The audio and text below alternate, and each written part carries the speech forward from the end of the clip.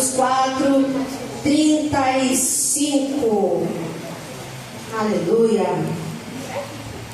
Glórias a Deus. Marcos 4, do verso de número 35 diante. Eu tenho certeza que você conhece essa palavra e ela vai nos ensinar mais uma vez hoje. Amém? Glória a Deus. O título diz: Jesus apazigua a tempestade. Diz assim: naquele dia, sendo já tarde, disse-lhes: passemos para a outra margem. E eles, deixando a multidão, levaram consigo assim como estava, no barco. E havia também com ele outros barquinhos. E levantou-se grande temporal de vento, e subiam as ondas por cima do barco, de maneira que já se enchia de água. E ele estava na popa dormindo sobre uma almofada. E despertaram-no, dizendo-lhe: Mestre, não te importa que pereçamos? E ele, despertando, repreendeu o vento e disse ao mar: Cala-te, aquieta-te. E o vento se aquietou, e houve grande bonança. E disse-lhes: Por que sois tão tímidos? Ainda não tendes fé? E sentiram grande temor e diziam uns aos outros: Mas quem é este que até o vento e o mar lhe obedece? Sempre dando glória a Deus, aleluia, por essa palavra. Aleluia, glórias a Deus. Louvado o nome do Senhor Jesus. Na palavra do Senhor, que eu escolhi esse título para chamar a sua atenção, né? Sobre nós fazemos esse trocadilho de não reclamar, mas clamar. Porque reclamar no sentido literal da palavra é requerer alguma coisa, não é? Protestar sobre alguma coisa, mas biblicamente a reclamação tem um sentido de murmuração. Ela vai falar de um lugar onde nós não estamos contentes com o que temos ou com a situação, que nós passamos a protestar contra Deus e muitas vezes até contra a própria vontade de Deus. Porque quando nós estamos reclamando de umas circunstâncias, nem sempre nós temos naquele momento entendimento se aquele vento está vindo por parte do inimigo, ou se aquele vento é uma permissão do Senhor, como nós já tivemos aqui em algumas pregações, entendendo que Ele tem provações que são necessárias para que Ele manifeste a sua própria glória, para que Deus faça algo que chame a sua atenção. Muitas vezes o problema, como nós também aprendemos na escola bíblica dominical, são oportunidades de Deus revelar na nossa vida quem nós somos e quem Ele é.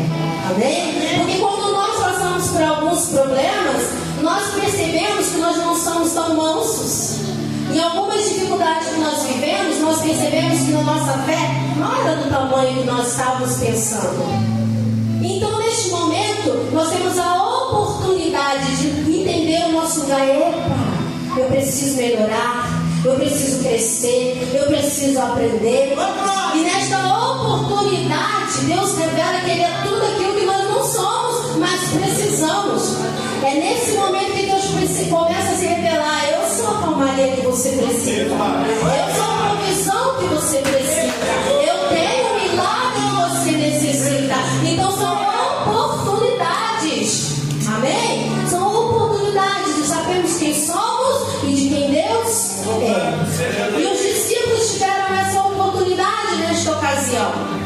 Talvez o que nós já sabemos, que eu tenho certeza que você também sabe, mas que eles não sabiam, é que embora eles tenham visto tantos milagres, eles não se apegaram a uma palavra que está logo no início do texto, quando Jesus disse: passemos para o outro lado. Jesus já deu uma ordem: nós vamos passar para o outro lado.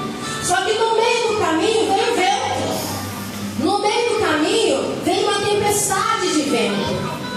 Irmãos, não vou julgar os discípulos, porque eu não sei nadar. Então já começa por aí, né? Então já estaria numa situação difícil também. Mas, ao que me consta, dizem que tempestade em alto mar é uma das coisas mais terríveis que existe. Que o vento realmente chega a balançar o barco de uma tal maneira que acredita-se que você vai abrir, que ele vai naufragar. Então, permanecia dormindo. E o vento soprando e Jesus dormindo. Então eles começam a fazer o quê? A clamar. Eles clamam. Eles tentam acordar Jesus. Jesus, não te dá que estamos perecendo. Não te dá que estamos quase morrendo. Nós vamos afundar. E Jesus está dormindo. Então a pergunta para mim e para você nessa noite é: o que tem trazido para as nossas vidas falta de estabilidade? Ou o que tem tirado a estabilidade da nossa vida? Que tipo de vento tem soprado a nossa embarcação que a gente se pega perguntando como os discípulos: Jesus, o senhor não está vendo? O senhor não está entendendo o que está acontecendo? Às vezes a gente tem que explicar para Jesus quão grave ou grande é o nosso problema. Há momentos nós estamos mostrando para Jesus: meu problema é esse, se o senhor não fizer isso, vai acontecer isso.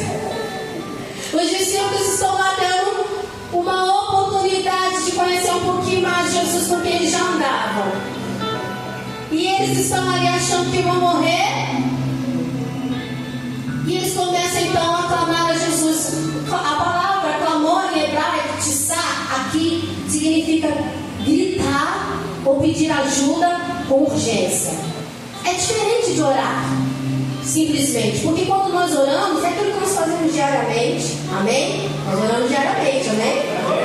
Várias vezes ao dia, conversamos com o Senhor. Mas não, o clamor é urgente. Clamor envolve muitas vezes desespero. Clamor é no meio da circunstância adversa mesmo. É vento soprando, uivando, é água enchendo o barco, é perigo de morte, é má notícia,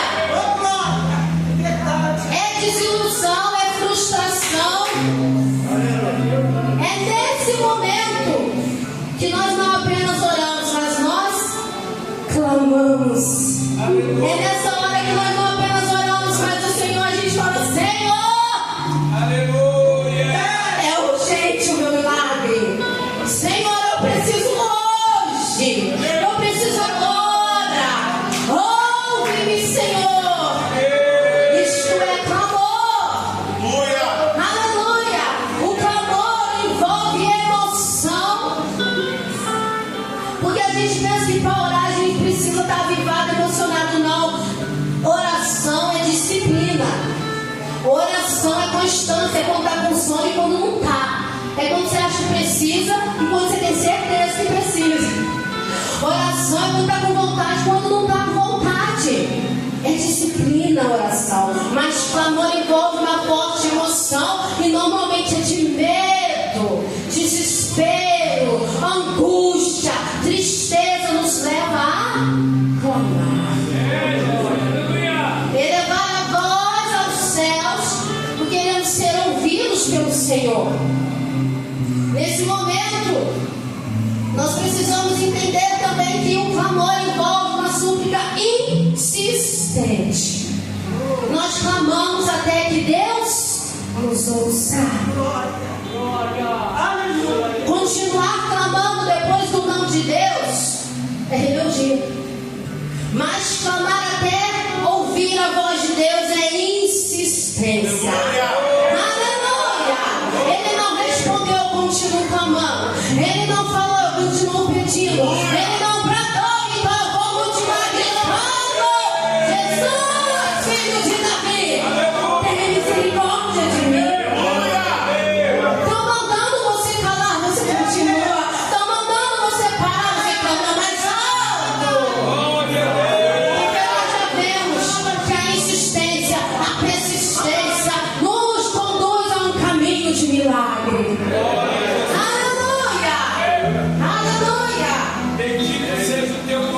O clamor envolve confiança em Deus.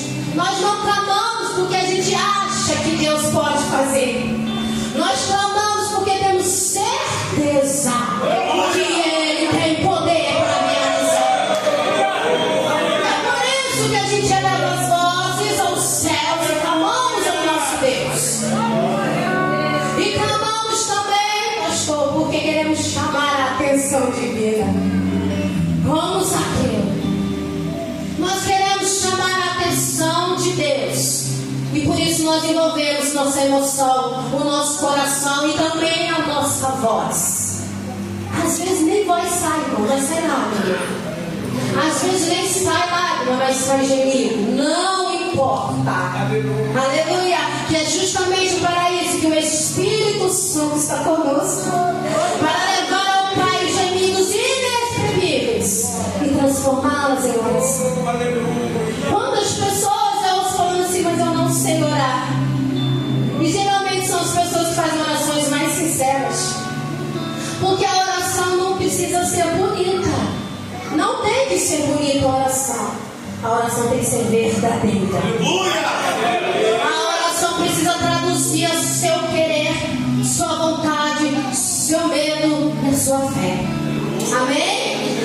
Quando nós oramos ao Senhor, o Senhor não quer ver que palavras nós usamos, mas com que sinceridade nós nos elevamos a Ele em oração e clamamos a Sua presença. Isso chama a atenção de Deus. E clamor envolve chamar a atenção de Deus. Vemos na palavra quantas pessoas clamaram ao Senhor. Ana não conseguia fazer oração bonita, não. Ana fez uma oração tão esquisita.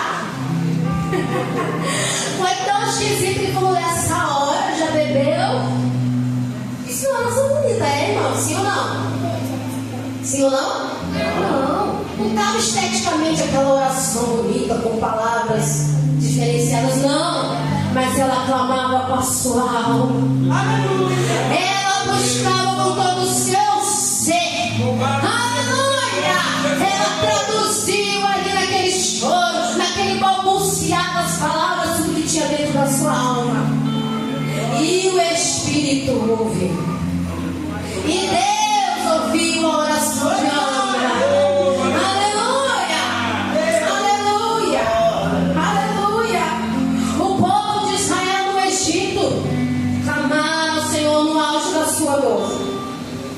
E Deus diz a Moisés: Moisés, eu ouço o clamor do meu povo.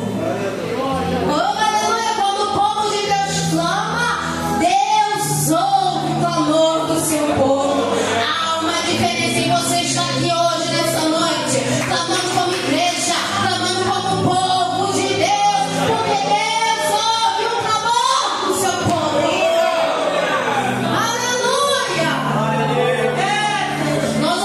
Testemunha aqui do jovem filho da irmã Miriam, que estava lá já sentenciado, com poucas horas de vida, mas tinha uma igreja aqui. Tinha uma igreja que buscava, e Deus ouviu o clamor da sua igreja. E hoje é um testemunho para contar, aleluia, porque Deus ouve o clamor do seu povo. Jonas estava no ventre da baleia, do grande peixe. E de lá, olha só, tem gente que acha que tem lugar certo para clamar. Mas se eu orar daqui desse lugar tão errado que eu tô, eu nem devia estar aqui, Deus não vai me ouvir daqui. Jonas estava errado também, irmão. No lugar errado também. Seguindo uma roda diferente da que Deus tinha para a vida dele. E lá no ventre, da profundeza do mar, ele clamou. E Deus que tudo ouve, tudo vê, tudo contempla. Em vez daquele lugar esquisito, sombrio, escuro, veio temeroso, Deus ouviu o clamor de Jonas. Aleluia! E Deus o conduziu de volta ao centro. Eita, Deus está falando, né? Deus o levou de volta para o centro da sua vontade.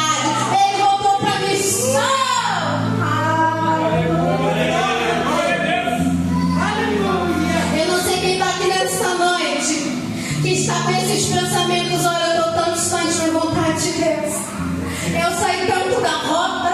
Eu sei que Ele me chamou, eu sei que Ele me deu um propósito, Ele tem um projeto na minha vida, mas eu estou fora. E agora eu acredito que Ele não está ouvindo a oração. E eu estou aqui nessa noite para te dizer: Deus está ouvindo a sua oração. Não tem oração que Deus não ouve. Endereça a Ele a oração e Ele te escuta.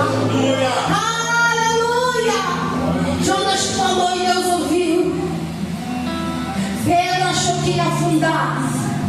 E quando eles estão andando sobre as águas, e às vezes parece que Bíblia diz que nos falta chão. Às vezes chega resultado que falta chão. Às vezes a gente ouve comentários que nos falta o chão. E é nessa hora que nós vamos abrir as nossas vozes, rasgar o céu com o nosso clamor e falar: Jesus, segura hoje na minha mão, me ajuda a passar, Jesus. E quando você menos perceber, tem uma mão na sua mão, te resgatando, te levantando, te trazendo para caminhar para lado, porque do lado de Jesus ninguém afunda. Ninguém afunda segurando em Jesus. Aleluia, aleluia.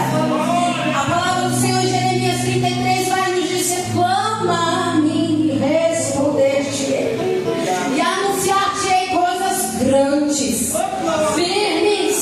Vocês não sabem. As coisas grandes e firmes estão reservadas para aqueles que clamam.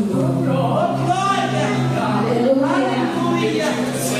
O salmista vai dizer no Salmo 34:6: clamou este pobre, e o Senhor ouviu e o salvou de todas as suas angústias.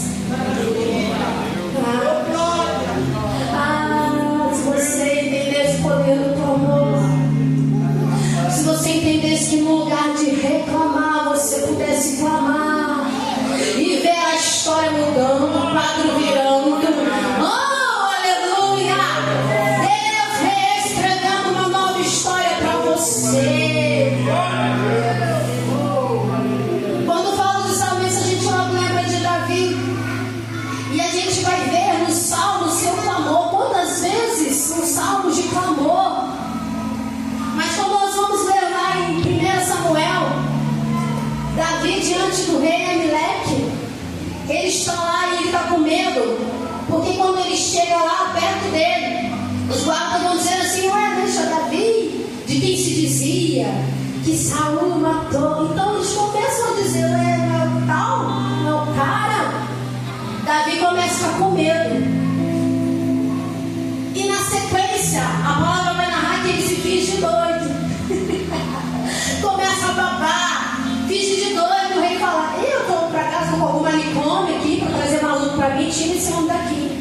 E é um livramento. Deus deu uma estratégia para ele. E ele recebe um livramento. Só que nesse intervalo do medo de Davi se apresentar e dele se apresentar com estratégia, tem um salmo de clamor. E ele clamou ao Senhor. Está lá o título: Davi clama ao Senhor quando se apresentou ao rei. Então quando você for diante do juiz, do médico, do advogado, do patrão, clame ao Senhor. Porque a estratégia virá. O Senhor lhe dará sabedoria. E Ele te diz: eis que estou contigo, serei contigo e te ensinarei o que hás de falar. É a palavra que nos garante. Aleluia. Aleluia. Aleluia. Ao invés de reclamar, clame. É uma opção. É uma escolha. Porque reclamar, irmãos, não melhora, até piora. Quando nós reclamamos, nós mostramos que nós estamos contentes com o que temos. Só que nos esquecemos que temos com Deus que é sempre fiel. Deus é fiel. E quando nós reclamamos, nós estamos sendo ingratos ao Senhor. Isso agrada a Deus. E a reclamação pode se tornar um vício. Tem gente que tem um problema para cada solução. De tão habituado que está a reclamar, é perito em enxergar o problema. Mas se nós nos tornarmos especialistas em clamor, aleluia, se nós nos tornarmos especialistas em clamar ao Senhor, nós vamos andar e viver em milagres após milagres, conquistas após conquistas, porque é o Deus que nós servimos, é o Deus que ouve-nos. Aleluia. Aleluia. Quando eles clamam a Jesus, eu percebo que há algo aqui carregado de reclamação, porque, preste atenção, ele diz assim: Senhor, não está vendo que a gente vai morrer? É como se eles dissessem: nós estamos morrendo, o Senhor dormindo? Não é? Quando aquele paralítico lá na beira do tanque, tentando uma oportunidade de mergulhar, porque quando o anjo movia as águas, o primeiro que mergulhasse era sarado. E ele está lá, Jesus chega para ele e fala: o que queres? Ele diz: Senhor, tem um homem, não tem um homem. Isso é essa reclamação minha, tá? Não tem um homem que quando as águas são agitadas, me carrega e me coloca lá. Se ele soubesse o que ele estava falando, ele está reclamando. Teve a oportunidade de dizer o que queria, mas ele preferiu reclamar. Ah, mas ninguém me ajuda. Ah, mas ninguém me leva. O nome do tanque Betesda significa lugar de misericórdia e de bondade. E quem estava falando com ele era a própria misericórdia. Era a própria bondade que falava com ele. Se ele soubesse que ele podia já abraçar a misericórdia e a bondade que estava diante dele. E às vezes, meus irmãos, Jesus está diante de nós perguntando: o que queres que eu te faça? E nós preferimos reclamar. Jesus acalma a tempestade. Vento. É a minha tradução, tá? Vento. Fez grande bonança. Aí a palavra fala: eles ficaram apavorados. Quem é esse? Que até o vento e o mar lhe obedecem. Só que antes, nessa tradução que eu li, fala que eles por questões tão tímidos, mas eu gosto, missionário, daquela tradução que fala assim: por que são tão medrosos? Porque só tinha homem no barco. Eu gosto dessa tradução. Por que são tão medrosos? Vocês ainda não têm fé? Então eles clamavam porque eles não tinham fé suficiente. E eu quero encerrar com você que uma mulher que tanto tinha fé que ela clamava. Aleluia. E essa mulher não tem nome. Ela é de um lugar. É a mulher cananeia. A mulher cananeia veio atrás de Jesus e seus discípulos gritando. Eu falei que você que clamou envolve voz, grita, emoção. Jesus, filho de Davi, tem misericórdia de mim. E eu falei que clamou envolve insistência. Jesus, filho de Davi, tem misericórdia de mim. E o povo começa a falar isso. Caramba. Precisa disso tudo para clamar, né? Precisa disso tudo, né? É extravagante, né? Gosta de adorar assim. Precisa, Natan, disso tudo? Precisa. Sempre tem um para analisar, né? Mentir. Precisa disso tudo, mas ela continua: Jesus! Filho de Davi, irmão, já aprendi uma coisa: só tem duas pessoas que é extravagante. Ou aquela que sabe muito bem o que quer e é urgente, ou aquele que sabe muito bem de onde vem e não quer mais voltar para lá. Então ele valoriza estar na presença do Senhor. Aleluia, é muito mesmo. É com muita força mesmo. É com muita alegria mesmo. Amém? Aleluia. E ela segue gritando, eles pedem para Jesus: Jesus, despede essa mulher, manda embora. Esses cananeus, difícil. Cananeu é difícil. Eles eram pejorativamente chamados de cães, cachorros. Porque eles eram considerados gentis, né? O povo deveria ter sido expulsado lá da terra. E não foi. Quando foi conquistar Canaã, deixou a galera lá. E agora eles estão incomodando. E eles não são amigos. Jesus, manda embora. Tá gritando, atrapalhando. Jesus fala para ela o quê? Vamos lá para o final da história, né? Jesus fala: não é lícito tirar o pão da boca dos filhos e dar aos cachorrinhos. Jesus faz um trocadilho com como eles eram tratados de cães, mas Jesus coloca no diminutivo, porque Jesus não tem intenção de ofendê-la, mas Jesus tem intenção de provocá-la, bem? Meu Deus, aleluia! E Jesus fala, não é lícito tirar o pão da boca dos filhos e dar aos cachorrinhos. A palavra fala assim, e ela o adorou. Gente, eu amo isso. E ela o adorou. Se é o 2025, o povo se ofende, fica triste, vai para as redes sociais fazer textão de desabafo, mas ela não, ela o adorou. E quando ela o adora, ela diz, Senhor, entendo. Sabida ela, pode ainda sabe, ela sabe que ela falou, entendo, ela está entendendo o que Jesus está dizendo. E ela diz, Senhor, eu entendo, mas até os cachorrinhos comem das migalhas que caem na mesa dos seus senhores. Eita glória! Aleluia! Deixa eu te falar uma coisa, sabe por que a mulher não desistiu? Porque envolvia grande emoção, era a sua filha. Ela sabia para quem ela clamava, por quem ela clamava, por quem ela estava ali. E sabe por que também aquela mulher não desiste? Porque ela tem fé. Ela não é hebreia, ela não é judia, mas ela chama Jesus de mestre. Ela chama Jesus de Senhor. Ela está entendendo com quem ela está falando. Aleluia. E por isso ela tem fé no seu coração.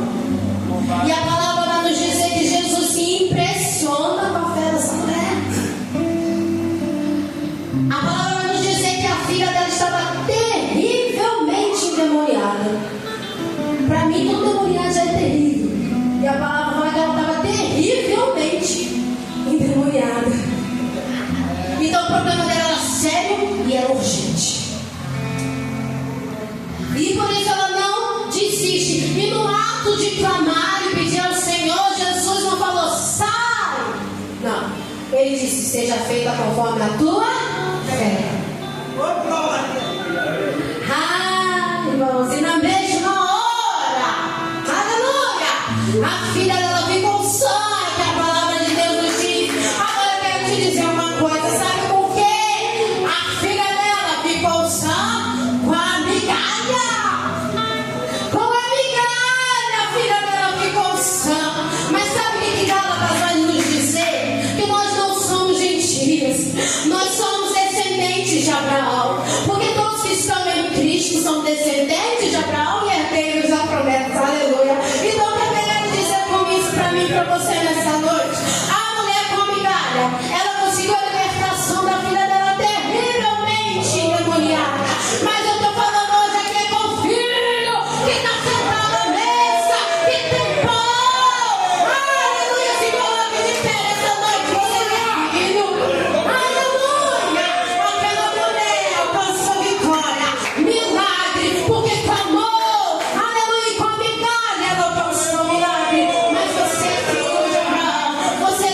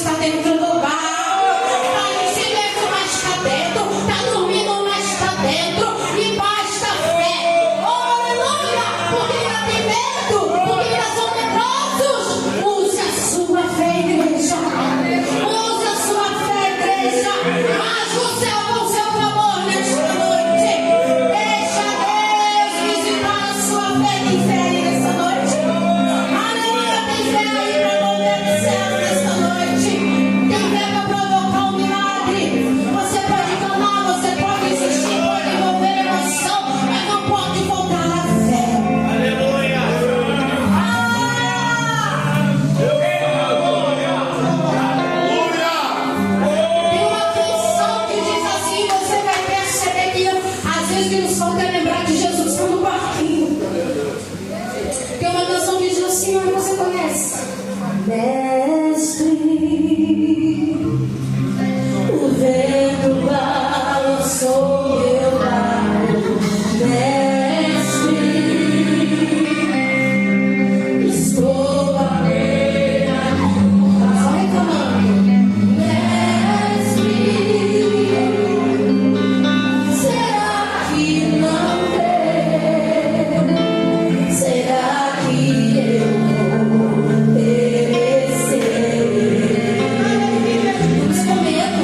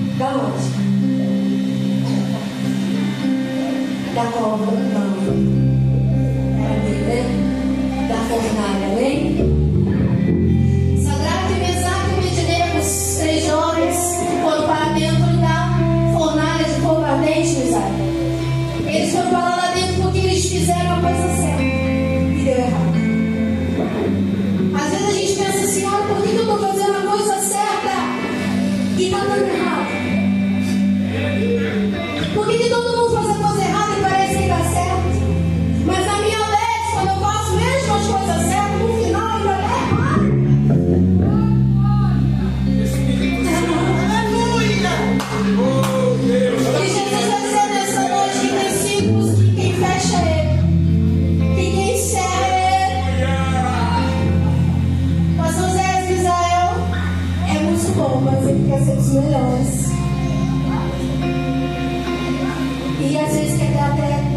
de alguns povos, Israel. Mas Jesus está te convidando para dentro do quarto. Você quer ser um bom músico com excelência, continua estudando, bem? Mas Jesus quer um adorador. E para isso Ele está usando as oportunidades que para você parece desfavorável para chamar a tua atenção, te levar para dentro do quarto, porque Ele quer que além das notas que você toque aqui em cima e nos lugares que você vai tocar, Ele quer que quando você dedilhar a sua guitarra, saia fogo e unção.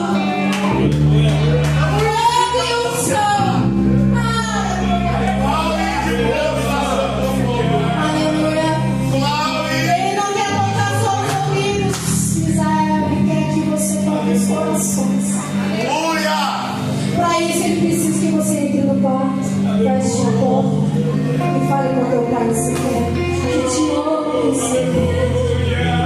Amém? As coisas não estão dando errado. É um convite. Israel não reclama, clama. Amém? Aleluia. Passando esse aqui, desculpa adorar, mas aleluia, eu tenho uma palavra para o Senhor, pastor. Em 1 Samuel 22, o Senhor fala até que é confirmação, pastor. O Senhor já sabe. Aleluia. Davi entra na caverna de Adulão, fugindo de Saul. E eu vou ler para o Senhor, pastor. E ajuntou-se a ele todo homem que se achava em aperto, e todo homem endividado, e todo homem de espírito desgostoso, e ele se fez chefe deles, e eram com ele uns 400 homens. E depois 600 homens. Pastor, a palavra fala que o Senhor vai enviar pessoas para compor um grande exército com o Senhor. Mas eles não vão chegar prontos com o Senhor. Na verdade, eles não vão chegar perfeitos. Eles serão endividados, magoados, feridos. Mas o Senhor diz que isso não tem problema, porque o Senhor é pastor. Já está na sua mão o cajado e a unção. Amém? E o Senhor sabe cuidar. Mas quando o Senhor fala que Ele vai ampliar a visão, porque o Senhor já consegue perceber nas pessoas talento. O talento de cada um, o Senhor já vê. Mas o Senhor vai ampliar e o Senhor vai te mostrar o que Deus vai fazer através dele. Talentos que eles não têm, mas Deus vai colocar. E o Senhor vai olhar e o Senhor vai falar, vai te mostrar. E esses serão os valentes de Davi. Amém, Senhor. Aleluia. Você pode aplaudir a Jesus nessa noite.